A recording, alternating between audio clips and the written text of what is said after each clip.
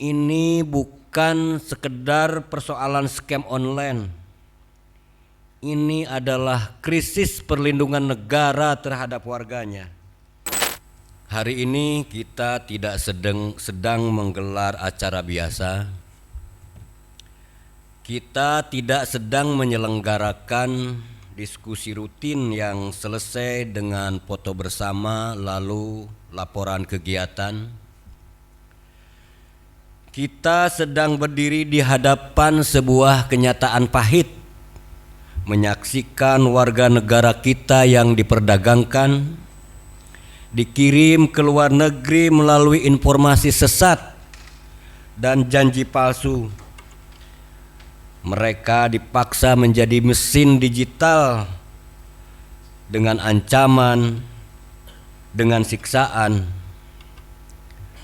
Namun setelah mereka kembali, sebagian justru terjebak dalam stigma ancaman pidana. Ini bukan sekedar persoalan scam online. Ini adalah krisis perlindungan negara terhadap warganya.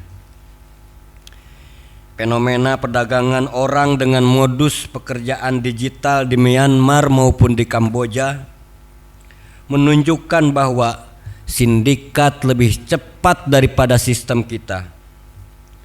Mereka rapi, terorganisir dengan memanfaatkan celah hukum, celah koordinasi, celah kemiskinan dan celah pengangguran.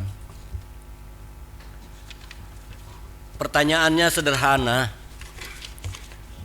Apakah negara hadir bekerja secepat sindikat? Ataukah kita selalu datang setelah korban berjatuhan?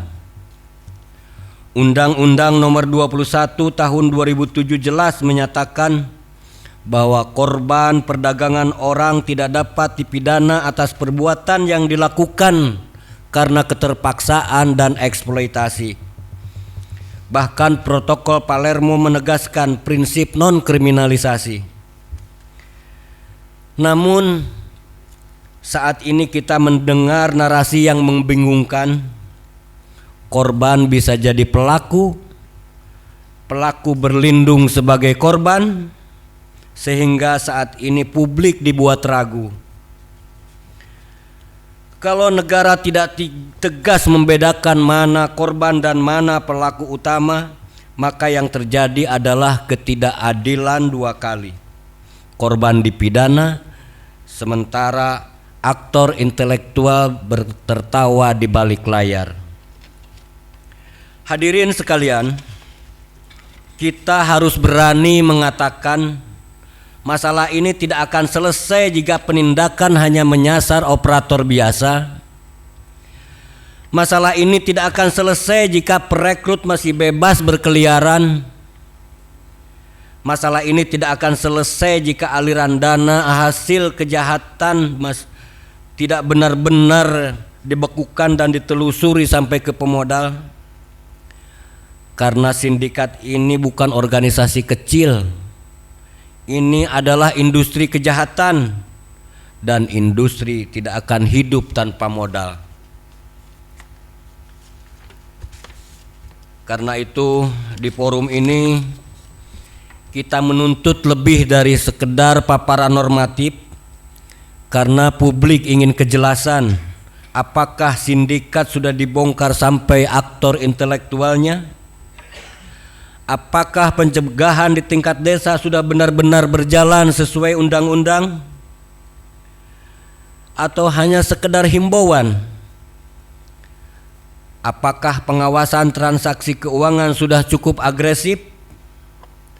Dan yang lebih jauh lagi, apakah kita sudah menyediakan alternatif bagi generasi muda yang tergiur janji kerja cepat dan gaji besar? Sebentar. Maka disinilah peran pemberdayaan negara. Negara tidak berhenti hanya sekedar bantuan sosial, tetapi bagaimana memberikan solusi konkret. Biaya pelatihan keterampilan seperti contohnya kompetensi, dan menempatkan ke negara yang memiliki sistem yang lebih kuat dan aman. Karena mencegah lebih kuat daripada memulangkan, dan memberdayakan lebih bermartabat dari sekedar menyelamatkan. Hadirin yang saya hormati, kita tidak boleh terjebak pada dua ekstrim, mengkriminalisasi semua atau memaafkan semua. Negara hukum harus bekerja dengan akal sehat dan keberanian moral. Korban harus dilindungi, pelaku harus dihukum, dan sistem harus diperbaiki. Kalau tidak, kita hanya akan menyaksikan gelombang berikutnya dengan negara tujuan yang berbeda, modus yang berbeda, tetapi korban tetap sama, warga negara kita sendiri. Hari ini kita harus jujur. Ini bukan hanya soal Myanmar atau Kamboja. Ini soal kemiskinan struktural, sosialisasi dan literasi digital yang rendah, pengawasan yang lemah, dan koordinasi yang belum solid. Dan jika kita tidak berani mengakui itu, maka kita tidak sedang membiarkan kejahatan ini terus bergenerasi. Maka di forum ini diharapkan dapat menghasilkan sesuatu rekomendasi konkret dan terukur, bukan sekedar catatan, bukan sekedar simpulan umum, tetapi langkah nyata yang bisa diuji dan dievaluasi. Karena sejarah tidak akan bertanya berapa kali kita berdiskusi, sejarah hanya akan bertanya apa yang sudah kita lakukan ketika warga negara kita diperdagangkan.